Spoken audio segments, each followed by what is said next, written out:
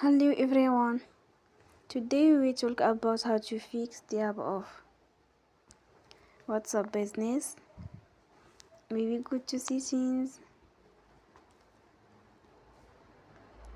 Then we click on apps. After that you will search the app WhatsApp Business and you will click.